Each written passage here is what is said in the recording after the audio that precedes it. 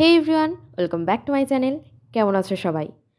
প্রত্যেকবারের মতো এবারেও জিজ্ঞাসা করলাম, যাকগে অ্যান্সার তো পাবো না। এই দেখো, ট্রেন কিন্তু চলে আসে আমাদেরকে আনতে, কারণ আমাদের তো কোনো দায়িত্বজ্ঞান বোধ থাকে না, তাই জন্য ট্রেনেরই ছিল দায়িত্ব।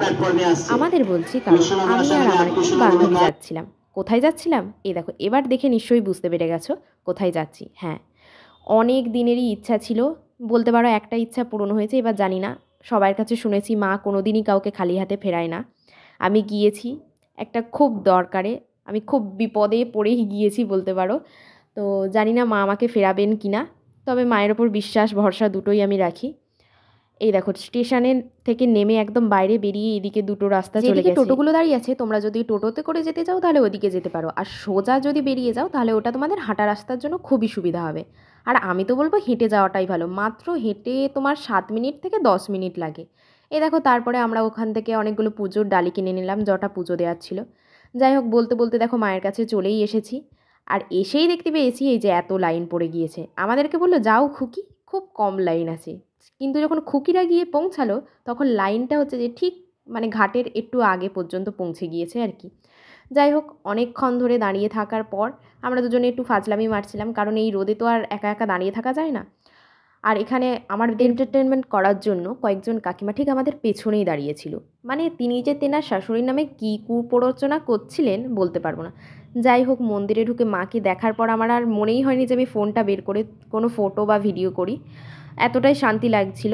এরপরে পেটেরও তো শান্তি করতে হবে, তাই জন্য একটুখানি ঘুগনি আর কচুরি খেয়ে চলে গেলাম হচ্ছে যে ঘাটের কাছে। ঘাটের কাছে যাওয়ার একটাই কারণ, কারণ মন্দিরের মধ্যে হচ্ছে যে ধূপ বা মোমবাতি কিছুই জ্বালতে দেয় না।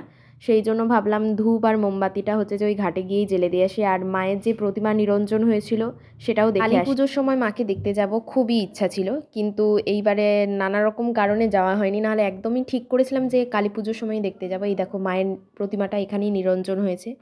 এরপর আমি একটু ঘাটে পা ধুয়ে মাথায় জল টল ছিটিয়ে নিলাম। ফেরার পথে দেখলাম আমাদের লাইনটা যতটা ছিল তার থেকে দ্বিগুণ বড় হয়ে গেছে। মানে আমরা একটু তাড়াতাড়ি এসেছিলাম, তাড়াতাড়ি বললেও ভুল, আমাদের পুজো দিতে দিতে 12টা বেজেই গিয়েছিল। কিন্তু তাও মানে এদের থেকে তাড়াতাড়ি ছিল সময়টা, সেই জন্যই।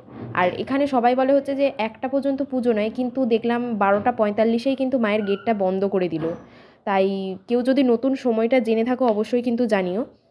এরপর দেখো, আমাদের গলা ভেজানোর দরকার ছিল, সেই জন্য অরুণ আইসক্রিম খেতে গিয়েছিলাম। খেতে গিয়ে পুরো ঠকে গিয়েছি, কারণ 5 টাকারটা তো ছিলই না, আর 10 টাকারটা ছিল 5 টাকার মতনই, যেটা একদমই ভালো লাগেনি আমার। এরপর বিধ্বস্ত অবস্থায় আমি আর আমার বান্ধবী ফেরত আসছিলাম বাড়ি। শুধু একটাই প্রে করতে করতে যেন ট্রেনে একটু সিট পেয়ে যাই। হ্যাঁ, ট্রেনে তো সিট পেয়েছিলাম। তারপরে কি হয়েছিল বলো তো, রুমের চাবিটা নিয়ে যেতেই ভুলে গেছি। তারপরে হচ্ছে যে ধার দেনা করে চাবি এনে রুমের মধ্যে ঢুকলাম, এসে দেখলাম বিভৎস কাণ্ড হয়ে আছে আমার রুমটা। তারপরে মায়ের মতো সুন্দর করে কাপড়টা গুজে আমি একদম রেডি হয়ে গিয়েছি সব কিছু গোছগাছ করতে। দেখো, ফাইনালি কিন্তু আমার সমস্ত কিছু গোছগাছ করা হয়ে গেছে। তো ভিডিওটা কেমন লাগলো অবশ্যই কিন্তু জানিও, আর চ্যানেলটা সাবস্ক্রাইব করে অল নোটিফিকেশান অন করে দিও। আর তোমরা কারা কারা বড় মায়ের কাছে গিয়েছো বা যাওয়ার ইচ্ছা আছে জানিও কিন্তু।